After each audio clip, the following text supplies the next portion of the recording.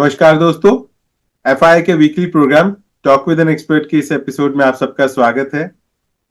दोस्तों, आज हमारे साथ जुड़ी हैं रितु जैन जी।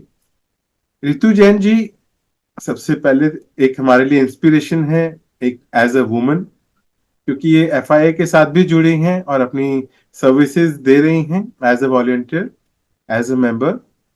आप जो हर महीने आपको हमारा न्यूज़ लेटर मिलता है, उनमें इन्हीं का योगदान होता है, उसकी डिजाइनिंग में, कंटेंट क्रिएशन में। आज हम बात करेंगे as a industry expert Ritu ji की। आज हम बात करने वाले हैं एमएसएमईज के लिए इनोवेशन की, कि क्या क्या ऐसी चीजों की जरूरत है, क्या क्या किस माइंडसेट की जरूरत है और किन चीजों की इंप्लीमेंटेशन की जरूरत है। ये सब आज हम रितु जी से जानेंगे। तो सबसे पहले रितु जी, मैं आपका हमारे इस प्रोग्राम में आपका पहले स्वागत करना चाहूंगा। आपका बहुत बहुत स्वागत है। धन्यवाद। रितु जी, सबसे पहले आपसे मैं रिक्वेस्ट करूंगा कि आप हमारे ऑडियंस से अपनी जर्नी के बारे में शेयर करें, बिकॉज बीइंग अ वुमेन, जैसा कि हम अपने पहले एपिसोड्स में भी बात करते आए हैं कि एक वुमेन को हमारे इंडिया में सबसे ज्यादा स्ट्रगल करना पड़ता है, चाहे वो फैमिली पार्ट हो, पर्सनल लाइफ पार्ट हो, देन प्रोफेशनल पार्ट हो। और आप सभी कुछ बड़े ही अच्छे ढंग से मैनेज कर रही हैं और सक्सेसफुली आप अपनी सर्विसेज दे रही हैं, being a business consultant also. आप जैसे कि आपने बताया कि आपकी अपनी फर्म है सृष्टि कंसल्टेंसी के नाम से, और एज अ बिजनेस कंसल्टेंट आप अपनी सर्विसेज दे रही हैं as a profession. As a passion आप अपनी सर्विसेज एफआईए के साथ दे रही हैं। देन आप अपनी फैमिली को भी मैनेज कर रही हैं। तो आप अपनी जर्नी के बारे में थोड़ा शेयर करें हमारे ऑडियंस के साथ। अच्छा, जी। धन्यवाद संजीव जी।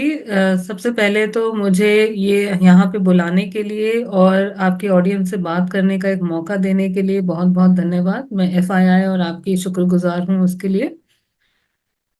जी। जहाँ तक मेरी जर्नी की बात है, मैंने आप ये कह सकते हैं कि मैं लकी थी कि मेरा जन्म एक ऐसे परिवार में हुआ जो कि कभी आप लड़की हैं या लड़का हैं उसमें कभी उन्होंने भेदभाव नहीं करा। शायद जो काम लड़कियां करती हैं आम तौर पे वो मैंने ना करे हों, लेकिन जो काम लड़के करते हैं आम तौर पे वो मैंने जरूर करे हैं। तो जी।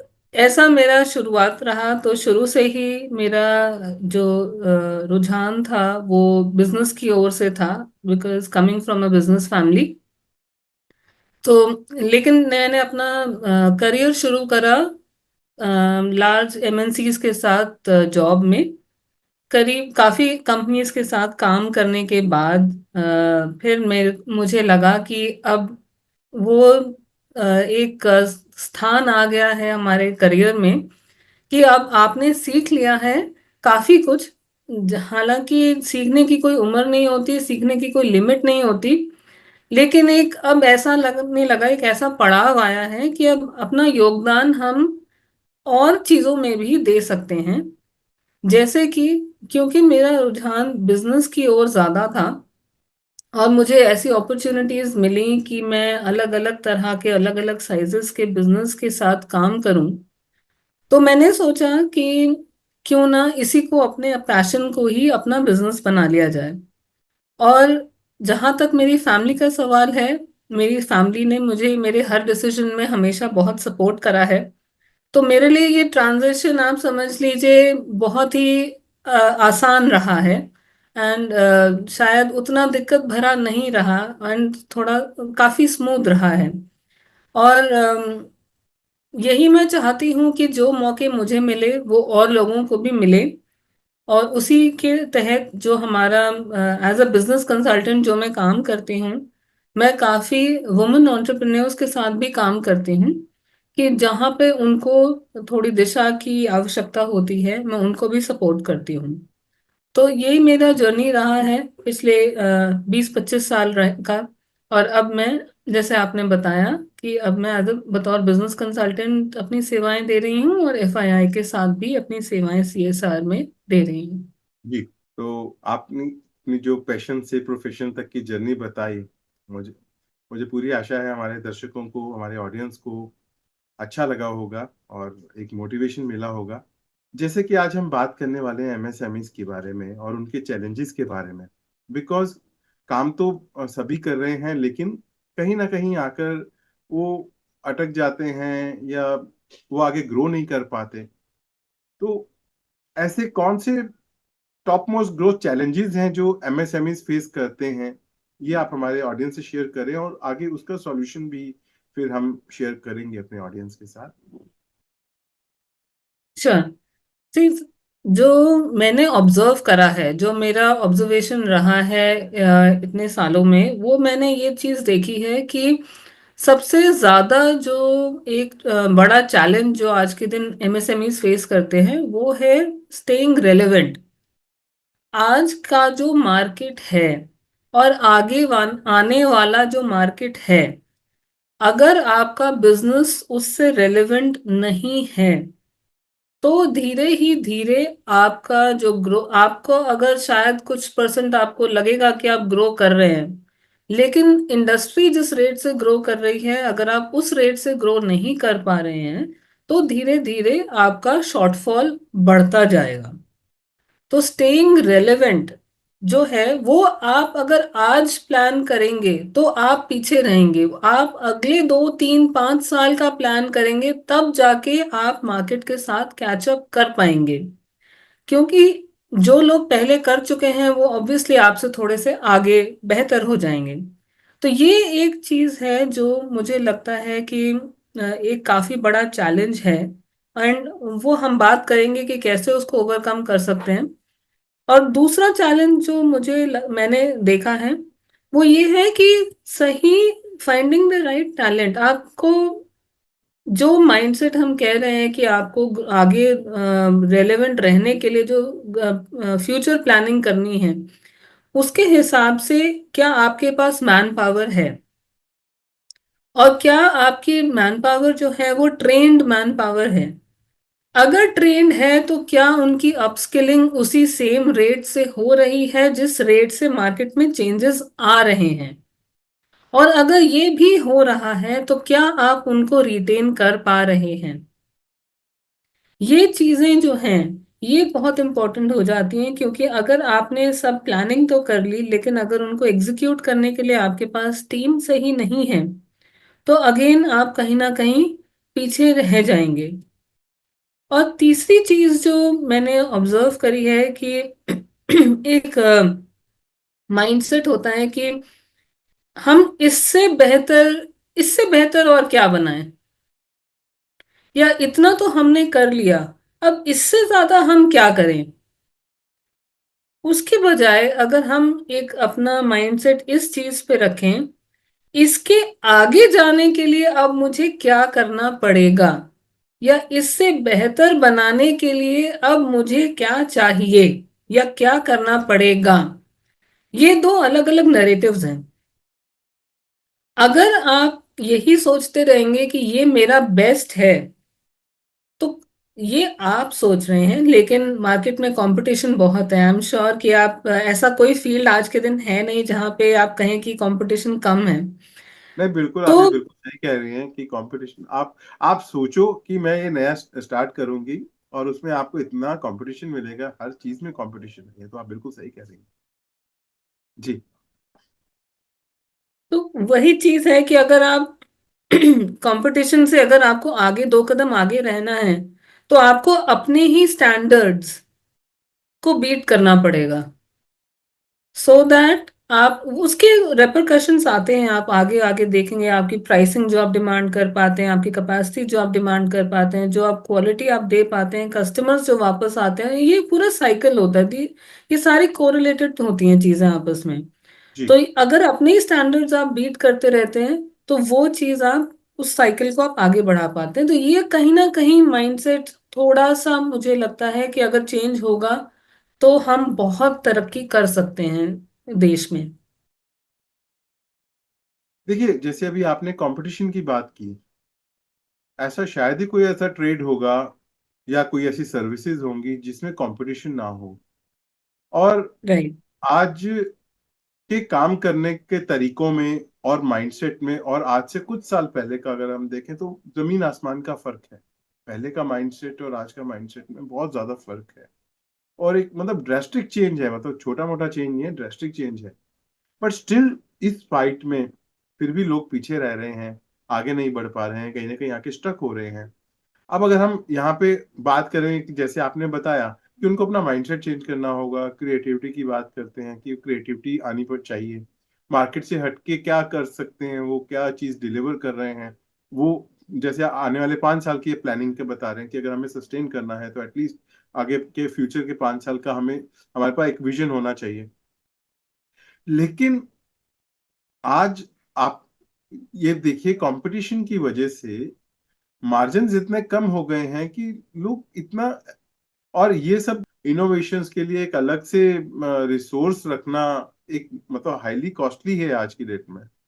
अगर हम तरीके की बात करें तो मतलब बहुत ही कॉस्टली है, तो इसको कैसे मैनेज करेगा एक एमएसएमई? क्योंकि अल्टीमेटली तो उसको कॉस्टिंग से प्ले करना है। तो अब वो प्ले करने में उसकी कॉस्टिंग ही, उसका बजट ही नहीं होगा तो कैसे प्ले करेगा? और अगर प्ले नहीं करेगा तो सस्टेन नहीं कर पाएगा। तो इसके लिए आप थोड़ा सा कुछ सॉल्यूशन बताएं हमारे ऑडियंस को। अच्छा, तो ये आपने बहुत अच्छा सवाल पूछा संजीव जी। देखिए, अगर एक एमएसएमई को या किसी भी कंपनी को सस्टेन करना है तो उनको अपना मार्जिन्स तो मेंटेन करने ही होंगे, उसके बिना बिना तो सस्टेन कर नहीं सकते हैं।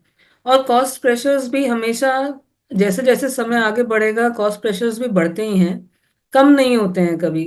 तो ऐसी सिचुएशन में हम क्या कर सकते हैं? ऐसी सिचुएशन में देखिए, आपके पास दो ऑप्शन है। एक है कि जैसे चल रहा है आप चलते रहने दीजिए। तो उसमें क्या होगा? आज आप मान लीजिए आप 15% ग्रो कर रहे हैं, अगले साल आप 14% करेंगे, अगले साल आप 12 करेंगे, अगले साल आप 10 करेंगे, अगले हम्म। साल आप 8 करेंगे। और इन्फ्लेशन कितना है आपको मालूम है? जी। तो अगर आप ये सोच रहे हैं कि मैंने पिछले साल भी ग्रो करा और मैंने इस साल भी ग्रो करा है, और मार्केट आपकी 20% से ग्रो कर गई है और आप 15 से 12 पर आ गए हैं, तो आप समझ सकते हैं कि ये आपकी ग्रोथ है या आपकी डी ग्रोथ है। तो ये आज के दिन आपके पास किसी भी बिजनेस के पास ये चॉइस नहीं रह गया। Innovation is no longer a choice. वो आप ये कह सकते हैं कि कोविड के बाद का जो ये समय है, ये इस समय में जो पहले प्री कोविड और पोस्ट कोविड के समय में इतना ज्यादा डिफरेंस आ गया है कि लोगों के पास एवेन्यूज बहुत सारे आ गए हैं, ऑप्शंस बहुत सारे आ गए हैं, कस्टमर्स के पास ऑप्शंस बहुत सारे आ गए हैं। तो जिस कस्टमर को आप सर्व कर रहे हैं, अगर उसके पास पहले दो ऑप्शन थे और आज पांच ऑप्शन हैं, तो कंपटीशन तो बड़ा है। और अगर आप इनोवेट नहीं करेंगे तो आपके कॉम्पिटिटर्स तो करेंगे, तो फिर आप कैसे मार्केट में स्टैंड करेंगे? रही बात कि आप फिर अपने कॉस्टिंग कैसे मैनेज करेंगे, उसका एक तरीका ये होता है कि आप धीरे धीरे एट द सस्टेन लेवल आप उसमें इन्वेस्टमेंट करेंगे। और आप कोई एक ऐसा नीश आप ढूंढें। देखिए, 10 आप सेगमेंट्स को अगर सर्व कर रहे हैं, तो किसी, based on your experience, past experience जो आपका है बिजनेस का, आप जानते होंगे कि आपका इस सेगमेंट ऑफ कस्टमर से अच्छा रेवेन्यू आता है, इस सेगमेंट ऑफ कस्टमर से अच्छा प्रॉफिट आता है, वो आपके पास डेटा होगा। अगर नहीं है तो वो आपको डेटा कलेक्ट करना चाहिए और आपको एक अंडरस्टैंडिंग लेनी चाहिए कि कहाँ पे मेरा प्रॉफिट मार्जिन ज्यादा है और कहाँ पे मेरे पास चैलेंजेस ज्यादा हैं। एट द सेम टाइम कहाँ पे मेरी ग्रोथ अपॉर्चुनिटीज ज्यादा हैं। ऐसा भी हो सकता है कि आपके पास प्रॉफिट मार्जिन तो कम है लेकिन वहां पे ग्रोथ अपॉर्चुनिटी, ग्रोथ रेट ही इतना ज्यादा है कि वो उसको कवर अप कर लेता है। तो वो आपको एक पूरा मैप एक बनाना पड़ता है ये देखने के लिए कि अगर आपको ओवरऑल आप 10% से ग्रो कर रहे हैं और आपको 15% पे जाना है, तो वो आप 5% एक्स्ट्रा कहाँ से लाएंगे? वो आप नीश ढूंढिए जहां पे आपको नीश एरिया, जहां आप एक जैसे कहते हैं कि आप पूरे समुद्र को नहीं उबालिए, आप किसी एक छोटे तालाब को देखिए जहां पे आप मछली आपको आराम से मिल जाएगी। तो वो आपको एरियाज ढूंढने होते हैं और फिर उसमें फर्दर आपको बिल्ड करना पड़ेगा। ये एक स्लो एंड स्टेडी प्रोसेस है। अगर आप एट द टाइम सोचें कि मेरे को एक साथ बहुत इन्वेस्टमेंट करना पड़ेगा तो ही काम होगा, तो ऐसा नहीं होता है। जिस दिन आपने वो माइंडसेट बना लिया कि मुझे ये करना है, तो I am sure the there are several ways to implement that also. जी ऋतु जी, जैसे अभी आपने बताया कि हम इनोवेशन कर सकते हैं, देन आपका निश चूज कर सकते हैं, लेकिन स्टिल अगर हम मार्केट को स्टडी करें तो बहुत सारे ऐसे बिजनेसेस हैं जिसमें देखने में आता है कि कुछ ऐसे बिजनेसेस हैं जो सक्सेसफुल बिजनेसेस हैं जिन्होंने कुछ ना कुछ ऐसा प्रीमियम प्रोडक्ट निकाला जिसमें मार्जिन अच्छा होता है, लेकिन स्टिल उसको अब सारे तो कॉपी कर नहीं सकते। बट क्योंकि ब्रांडिंग पार्ट एक आ जाता है, अगर हम प्रीमियम की बात करें तो हमें उसकी ब्रांडिंग पे भी ध्यान देना, फोकस करना पड़ता है। बट अगर स्टिल अगर हम इसको ब्रांडिंग पार्ट और प्रीमियम मार्जिन पार्ट पे अगर करें कि हम कोई प्रीमियम प्रोडक्ट को हम प्रमोट करना चाहते हैं या चूज करना चाहते हैं, तो उसके लिए किन किन बातों का मेजर ध्यान देना जरूरी है? देखिए, इसमें मैं ये सजेस्ट करूंगी कि आपको अगर अपना प्रीमियम, जैसे आज एक तो हमारा जो आज के दिन कॉस्ट प्लस थिंकिंग है कि मैंने जो है 100 रुपए का सामान बनाया है तो मुझे 105 में बेचना है या 110 में बेचना है। मेरा ये मानना है कि हम कॉस्ट प्लस ही क्यों सोचते हैं हमेशा। हम उसको, अगर आप बड़ी कंपनीज को देखें तो बड़ी कंपनीज की कॉस्टिंग 100 रुपए होगी। आप फॉर दैट एग्जांपल, आप अगर कोक का एग्जांपल ले लें, तो अगर जो उनका प्रोडक्ट की कॉस्ट अगर 100 रुपए है तो शायद वो आज के दिन 1,000 रुपए का बेच रहे होंगे। वो ये कैसे कर पाते हैं, और क्या हमारे एमएसएमईज ये सब क्यों नहीं कर सकते हैं? तो इसमें दो चीजें हैं। एक तो ब्रांडिंग, जैसे आपने कहा कि branding plays an important role in this. इसके अलावा एक चीज और है जिस पे हम लोग फोकस कर सकते हैं। वो ये है कि आप अपने कस्टमर को कितने अच्छी तरह से समझते हैं। आपके कस्टमर को जैसे, एक अगर हम कोक का एग्जांपल अगर हम आगे कैरी फॉरवर्ड करते हैं, तो आप ये देखिए कि कोक के कोई का जो कस्टमर है उसको कहाँ जरूरत पड़ती है, उसके प्रोडक्ट, उसके कस्टमर को उस प्रोडक्ट की कहाँ पे सबसे ज्यादा जरूरत पड़ती है। आप मान लीजिए, आप आज के दिन किसी भी पिकनिक स्पॉट पे जाइए, आपको दिखेगा कि वहां पे और कुछ मिले ना मिले, कोल्ड ड्रिंक जरूर, कोक और other other soft drinks, cold drinks आपको जरूर मिलेंगी। ऐसा क्यों है? और उनके रेट भी वहां पे ज्यादा होते हैं, ऐसा क्यों? जब कोई पिकनिक स्पॉट पे जाता है तो वो स्पेंड करने के मूड में होता है और उसके पास ऑप्शंस लिमिटेड होते हैं खरीदने के लिए। तो अगर वो चीज, सेम बॉटल उसको 10 की जगह 15 या 20 रुपए में भी मिलेगी तो कस्टमर देगा। क्यों? एक तो उसके पास दूसरी कोई ऑप्शन नहीं है, और दूसरा वहां पे वो प्रोडक्ट अवेलेबल है, तो जो कस्टमर को और उसकी जरूरत है कस्टमर को वहां पे। तो ये दोनों चीजें मिला के हम एक प्राइसिंग का प्रीमियम वहां पे डिमांड कर पाते हैं। ऐसे ही हमारे एमएसएमईज को जो ये देखना चाहिए कि जो उनका कस्टमर है, beyond the product, think beyond the product. उस प्रोडक्ट के इर्द गिर्द क्या आप कोई सर्विस ऐसी लॉन्च कर सकते हैं? क्या आप उसके साथ कोई सपोर्टिंग प्रोडक्ट लॉन्च कर सकते हैं? या आप एक प्रोडक्ट प्लस सर्विस की एक ऑफरिंग बना सकते हैं? आप ऐसा क्या कर सकते हैं कि आपका कस्टमर बार बार लौट कर आप ही के पास आए और उसको आपके प्रोडक्ट की आदत लग जाए? तो वो बियॉन्ड द प्रोडक्ट जाके एक कस्टमर एक्सपीरियंस की बात आ जाती है कि आप अपने कस्टमर को एक्सपीरियंस क्या देते हैं। एक बार अगर आपका कस्टमर आपके एक्सपीरियंस से सेटिस्फाइड हो जाता है, देन वो ये नहीं देखेंगे कि आपने 100 रुपए की चीज 110 में बेची या 150 में बेची कस्टमर को, क्योंकि उनको वो पूरा एक्सपीरियंस चाहिए होता है, खाली वो प्रोडक्ट नहीं चाहिए होता है। और यहीं पे बात आ जाती है डिफरेंशिएशन की, और यहीं पर हम कंपटीशन को कट भी कर सकते हैं। प्रोडक्ट आपका कमोडिटी हो सकता है, उसमें आपका कट थ्रोट कंपटीशन हो सकता है, लेकिन जब आप प्रोडक्ट और सर्विस का कॉम्बिनेशन बना देते हैं वहां आपका डिफरेंशिएशन आ जाता है और वहीं पे आप प्रीमियम डिमांड करते हैं।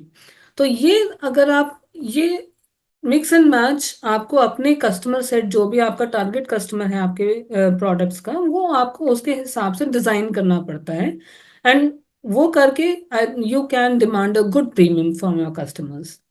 जी रितु जी, ये तो अभी आपने इनोवेशन की बात बताई, निश की बात बताई, प्रीमियम उसकी बात बताई, लेकिन ये सब काम करने में एक जो ओनर होता है, बिजनेस ओनर या एमएसएमई की जो हम बात कर रहे हैं, उसके ऊपर सारी रिस्पॉन्सिबिलिटीज होती हैं।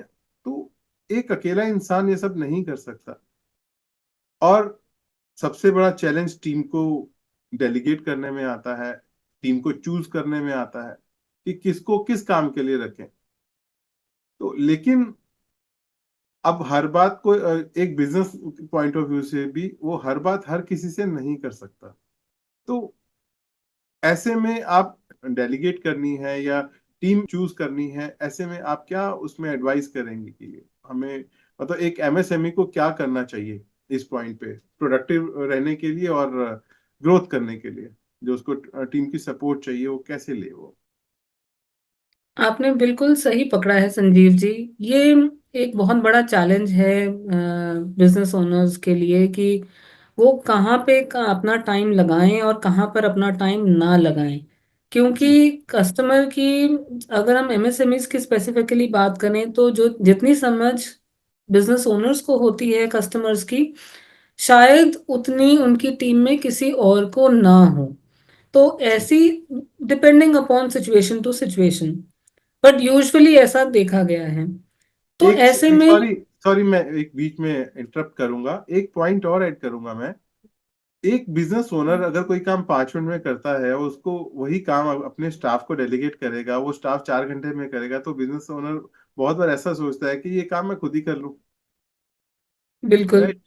और मतलब ये इतने सारे चैलेंजेस हैं और वो उतनी एफिशिएंटली भी नहीं कर पाएगा जैसे आपने बताया। लेकिन फिर वही आपने जैसे अच्छा पॉइंट बताया कि टाइम मैनेजमेंट भी आ जाता है, कि अगर हम देखें कि प्रोडक्टिव होना है तो टाइम मैनेजमेंट भी करना है। तो ये थोड़ा सा आप प्लीज इसमें थोड़ा हाँ जी, कुछ गाइडेंस दीजिए। जी बिल्कुल आपने सही कहा कि देखिए, ये तो आप भी आपने भी देखा होगा कि आपकी, अगर आपको अपनी टीम से काम कराना है तो सबसे पहला थॉट आपके माइंड में यही आएगा कि ये तो काम तो मेरे लिए तो 5 मिनट का है तो मैं ही कर लूं, किसी और को देंगे तो इतना टाइम नहीं है।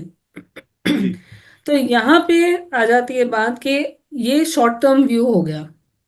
इसी में ओके। हम कहते हैं कि आपको दो तीन, आपको जब हम किसी के साथ, किसी भी बिजनेस ओनर के साथ काम करते हैं, हम 3 लेवल पे काम करते हैं। एक आपका शॉर्ट टर्म व्यू क्या है, एक आपका मीडियम टर्म व्यू क्या है, और एक आपका लॉन्ग टर्म व्यू क्या है। लॉन्ग टर्म व्यू में हम 5 साल के विजन पे काम करते हैं। मीडियम टर्म में समझ लीजिए आप 2 से 3 साल का काम करते हैं, और शॉर्ट टर्म इज इमीडिएट, जो हमारा इन द नेक्स्ट 2-3 मंथ्स का, या आज का और नेक्स्ट 2-3 मंथ्स का हम लोग काम करते हैं। एक चीज देखी गई है कि हमेशा business owners fire fighting mode में रहते हैं। मेरे पास आज ये ऑर्डर आया है, मुझे बस ये ऑर्डर फुलफिल करना है, इसके लिए मुझे क्या चाहिए, मैं, कौन बंदा है मेरे को हेल्प कर सकता है, कौन मेरा पार्टनर मेरे को हेल्प कर सकता है, कौन मेरे वेंडर मेरे को हेल्प कर सकते हैं, कहाँ से मुझे फाइनेंस मिल सकता है जल्दी से जल्दी, वर्किंग कैपिटल लोन कहाँ से मैं लूं। सारा फोकस इसी के इर्द गिर्द घूमता है। तो मीडियम टर्म और लॉन्ग टर्म के लिए तो आपके पास फुर्सत ही नहीं है। और यहीं पे वो चैलेंज आता है कि आप, जो हमने शुरुआत में बात करी कि इनोवेशन कैसे लाई जाए, प्रीमियमाइजेशन कैसे लाई जाए, आपके पास फुर्सत ही नहीं है इन सब चीजों के लिए। तो जी उसके लिए बहुत जरूरी होता है कि आप अपने रेगुलर बिजनेस के साथ साथ एक नेक्स्ट इन लाइन मैनेजमेंट जो है आपकी, जो आपके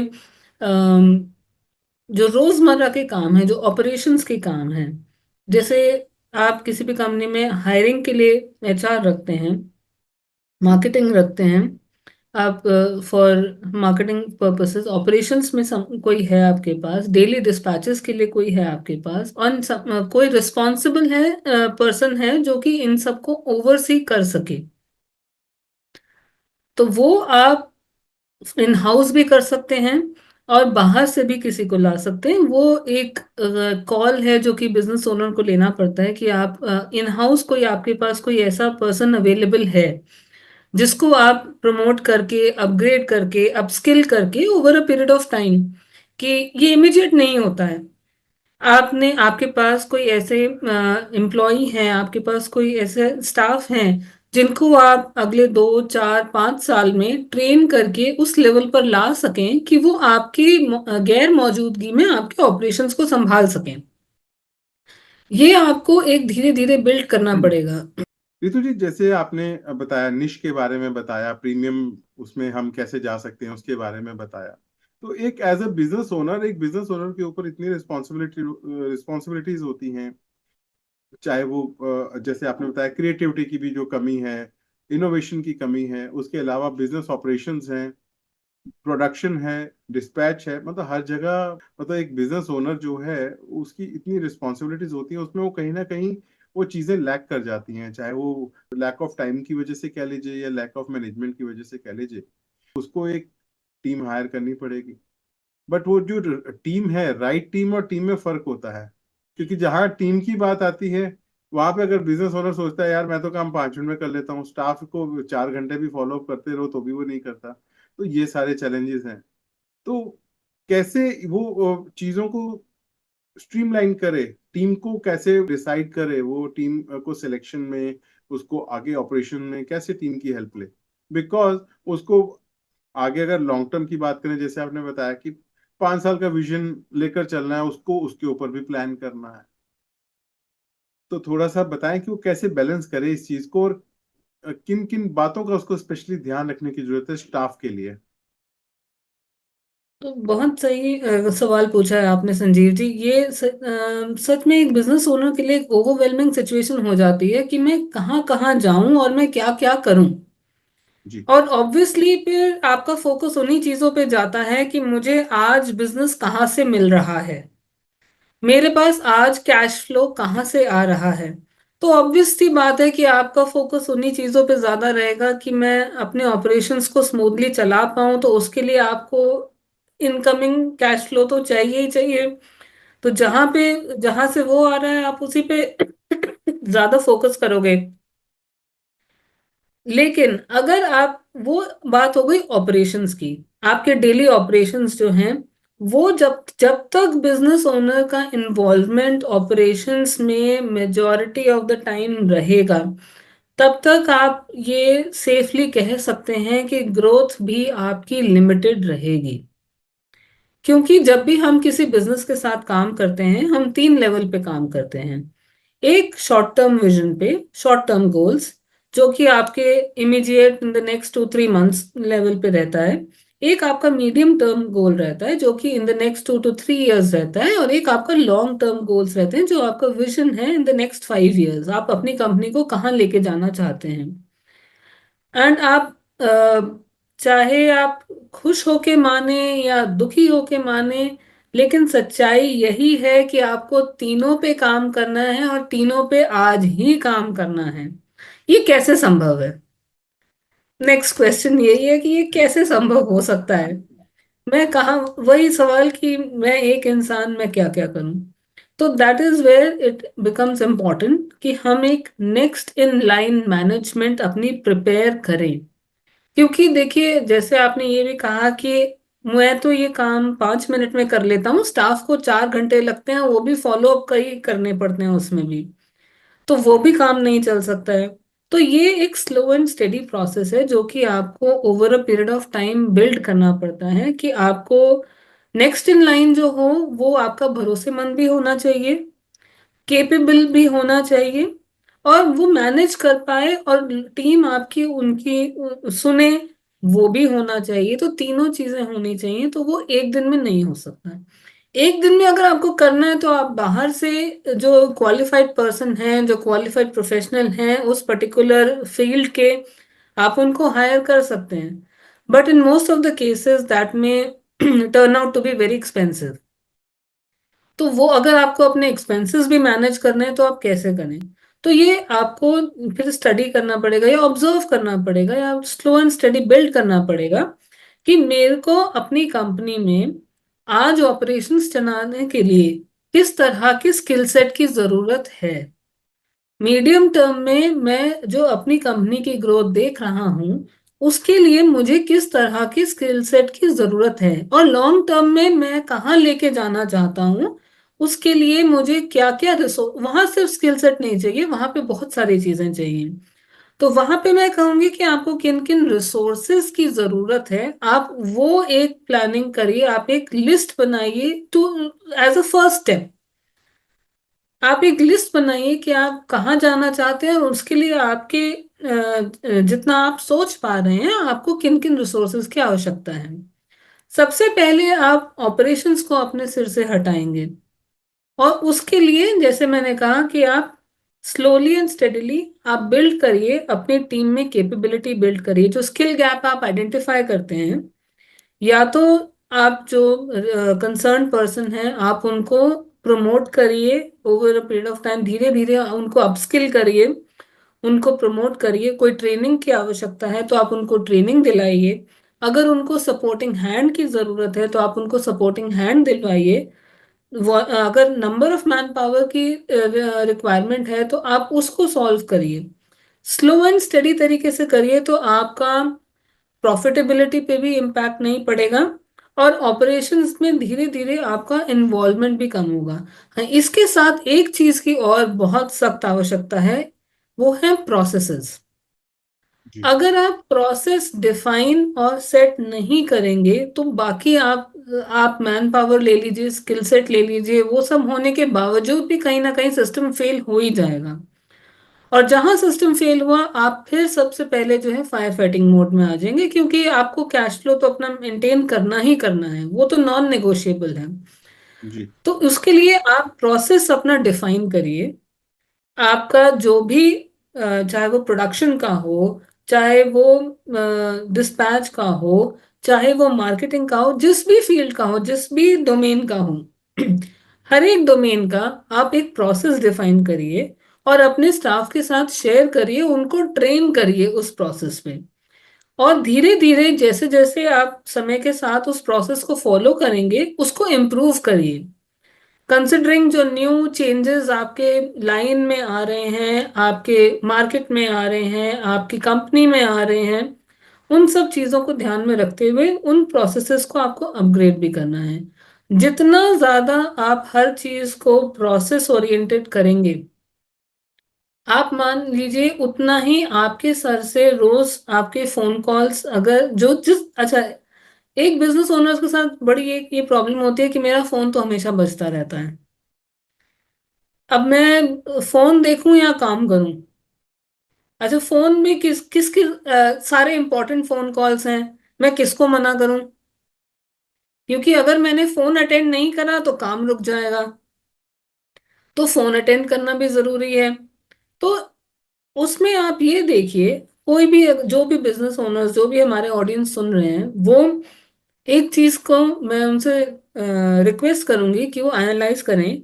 अगर उनके पास दिन में 100 फोन कॉल आते हैं, तो ऐसे कितने फोन कॉल हैं जो कि डेली ऑपरेशंस से रिलेटेड हैं? ऐसे कितने फोन कॉल्स हैं जो कि न्यू बिजनेस डेवलपमेंट से रिलेटेड हैं? और ऐसे कितने फोन कॉल्स हैं जो कि लॉन्ग टर्म पार्टनरशिप या स्ट्रेटेजिक विजन से रिलेटेड है? अगर आपके 80 से 90% जो फोन कॉल्स हैं वो ऑपरेशंस से रिलेटेड हैं, that means there is some serious internal checking that you need to do. आप ये खुद ऑब्जर्व करेंगे कि जैसे जैसे आप प्रोसेसेस डिफाइन करते जाएंगे और अपनी टीम को उन प्रोसेसेस पे ट्रेन करते जाएंगे, और आपकी टीम उनको अडॉप्ट करती जाएगी। अच्छा, adoption is also not so simple. कहना आसान है, आपने प्रोसेस तो बना दिया लेकिन कोई मानने को तैयार नहीं, या मानेंगे लेकिन उसमें आपको चार कमियां बता देंगे कि हम तो ये कर सकते हैं लेकिन इसमें ये दिक्कत है, इसमें ये दिक्कत है, इसमें ये दिक्कत है। यहाँ पे हम सजेस्ट करते हैं कि आप कोलैबोरेटिवली अपनी टीम के साथ काम करिए, क्योंकि देखिए प्रोसेस आप बना रहे हैं, आप अपने लिए नहीं बना रहे, अपनी टीम के लिए बना रहे हैं। तो आपकी टीम उसको अडॉप्ट करे, फॉलो करे, ये बहुत ज्यादा जरूरी है। तो उसके लिए आप अपनी टीम के साथ कोलैबोरेटिवली काम करिए। उनको क्या दिक्कतें आ रही हैं उनको इग्नोर मत करिए। अगर आप इग्नोर करेंगे तो टीम का जो भरोसा है उस प्रोसेस से, उस सिस्टम से, वो धीरे धीरे कम हो जाएगा, जो ऑब्वियसली आप नहीं चाहते हैं। आपकी टीम आपके पर जो प्रोसेस लाने का जो ऑब्जेक्टिव है उसको समझे और सही मायने में आगे बढ़े, ये बहुत जरूरी है। उसके लिए उनकी जो भी ऑब्जेक्शंस हैं उनको आप सुनिए, उनको रिजॉल्व करिए और उनको धीरे धीरे ये भरोसा दिलाइए कि ये उन्हीं की बेहतरी के लिए है। क्योंकि अगर कंपनी आगे बढ़ेगी, वो भी आगे बढ़ेंगे। अगर कंपनी की तरक्की होगी, उनकी भी आगे तरक्की होगी। लेकिन अगर काम अटका रहेगा तो किसी की भी तरक्की नहीं हो पाएगी। तो ये चीज आप अपनी टीम के साथ जब ओपनली उनको इन्वॉल्व करते हैं डिसीजन मेकिंग प्रोसेस में, वहां से एक ट्रस्ट बिल्ड होना शुरू हो जाता है कि ये हमारे भले के लिए और हमें ये करना चाहिए। तो ऐसे अब स्लोली एंड स्टेडिली आप देखेंगे कि ऑपरेशंस की जो आपकी फोन कॉल्स हैं, जैसे ही वो रिड्यूस हो जाएंगी, आपके पास ऑटोमेटिकली बैंडविड्थ इंक्रीज होती जाएगी न्यू बिजनेस डेवलपमेंट के लिए। क्योंकि बतौर ओनर आपका काम डेली ऑपरेशंस चलाना नहीं है, आपका काम नया बिजनेस लाना है। आपका काम नेक्स्ट नई फैक्ट्री कहाँ डालनी है वो सोचना है, नई फैक्ट्री किस चीज की डालनी है वो सोचना है। तो उस पे काम करने के लिए आपको फ्री होना है, तो आप टीम को अपस्किल करेंगे, नेक्स्ट इन लाइन अपने किसी को डेवलप करेंगे। तो आप अपने आप ऑब्जर्व करेंगे कि वो चीजें, प्रॉब्लम्स आपकी धीरे धीरे मिटिगेट होती जाएंगी। एंड जब कंपनी की ग्रोथ होगी तो एम्प्लॉयज में भी बढ़ोतरी होगी, उनको इंक्रीमेंट्स भी मिलेंगे, तो फिर किसी को क्या दिक्कत होगी। तो जी। उस सोच के साथ जब हम आगे बढ़ते हैं तो सभी को एक साथ लेके, तो वो ग्रोथ सभी की एक साथ होती है। जी रितु जी, जैसे अभी आपने प्रोसेसेस की बात की कि हमें प्रोसेसेस इंप्लीमेंट करने चाहिए, वो एक टीम की ग्रोथ के लिए और टीम की वर्किंग के लिए जरूरी भी है। उसी के अकॉर्डिंग डॉक्यूमेंटेशन भी रहता है, जो तभी हम उसको प्रॉपर आउटपुट निकाल सकते हैं। अब इस सब के बावजूद ये तो प्रोसेसेस हैं, प्रोसेसेस तो बन गए, लेकिन उससे पहले हमें डेलीगेशन भी तो करना पड़ेगा। जैसे अभी हम डेलीगेशन की पहले बात कर रहे थे, तो डेलीगेशन प्रोसेसेस बनने से पहले हमें ध्यान में रखना चाहिए या बाद में, इसके ऊपर थोड़ा सा आप बताएं। और डेलीगेशन को करते हुए, डेलीगेट करते हुए काम को हमें किन किन बातों का ध्यान रखना चाहिए? बिल्कुल संजीव जी, इसमें मैं ये कहूंगी कि आपके सबसे पहले तो आपके जो भी टास्क्स हैं आप उनकी अगर एक लिस्ट प्रिपेयर करें, तो एक मैट्रिक्स होती है, आइजनहोवर मैट्रिक्स, जिसमें हम देखते हैं कि जो भी हमारे टास्क्स हैं उनको हम अर्जेंट एंड इम्पोर्टेंट कैटेगरी में क्लासिफाई करते हैं। तो जो भी आपके टास्क्स हैं, जो आप कहते हैं कि अर्जेंट भी हैं एंड इम्पोर्टेंट भी हैं, वो हमें अभी उन पे फोकस करना चाहिए, because they are both urgent and important. दूसरी अगर हम कैटेगरी की बात करें कि इतने अर्जेंट भी नहीं है और इतने इम्पोर्टेंट भी नहीं है, तो उन कामों को, उन टास्क्स को हमें इग्नोर कर देना चाहिए। तो ये मैट्रिक्स हमें हेल्प करती है कि हम कैसे, किन चीजों को क्या डेलीगेट करें और कैसे डेलीगेट करें। तो जो अर्जेंट एंड इम्पोर्टेंट है वो आपको अभी फोकस करना पड़ेगा, चाहे बेटर यही है कि आप उसमें खुद इन्वॉल्व हों। जो अर्जेंट भी नहीं है, इम्पोर्टेंट भी नहीं है, उसमें आपके इन्वॉल्वमेंट की इतनी फोकस की जरूरत भी नहीं है।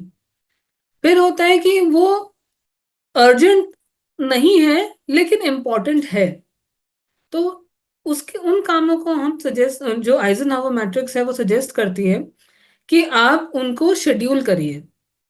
क्योंकि वो अर्जेंट नहीं है, तो आप उनको शेड्यूल करिए कि आप what is the best time जब हम आप इस पे सही समय पूरा दे पाएंगे।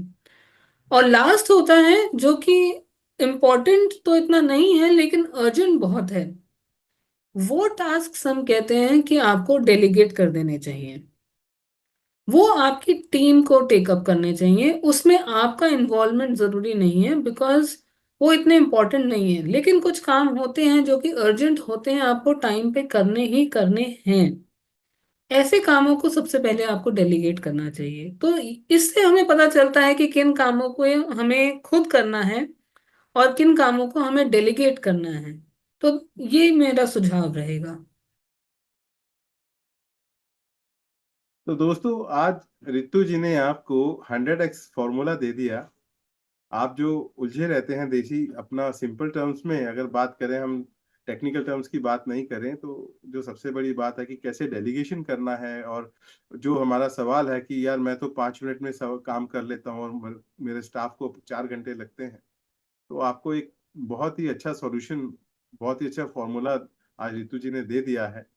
रितु जी, आज हमारे ऑडियंस के साथ हमने प्रोसेसेस की बात की और इनोवेशन की बात की, सस्टेनेबिलिटी की बात की। आपने निश का सजेस्ट किया, प्रीमियम प्रोडक्ट को कैसे डेवलप करना है या प्रीमियम प्राइस कैसे लेना है, वो आपने बताया। तो उसके अलावा क्वेश्चंस तो और भी बहुत हैं, लेकिन हमें समय अलाउ नहीं कर रहा है। तो आज प्रोग्राम को कंक्लूड करने के लिए मैं आपसे एक रिक्वेस्ट करूंगा कि आप हमारे ऑडियंस को एक मैसेज दें, जो कोई कोई भी मैसेज आप देना चाहें प्रोग्राम को कंक्लूड करते हुए, वो आप प्लीज दीजिए। श्योर। तो संजीव जी, मैं यही कहना चाहूंगी ऑडियंस से कि आप जितना ग्रो करना चाहते हैं आप उससे ज्यादा कर सकते हैं। लेकिन आपको सबसे पहले ये देखना है कि आपके रास्ते में, आपके और आपकी ग्रोथ के रास्ते में कहीं खुद आप ही तो नहीं खड़े हैं। जी। ये चीज आपको इंट्रोस्पेक्ट करनी है, एक बारी समझनी है। एंड आई एम श्योर कि हमारी ऑडियंस इतनी काबिल है कि वो ये कर सकती है।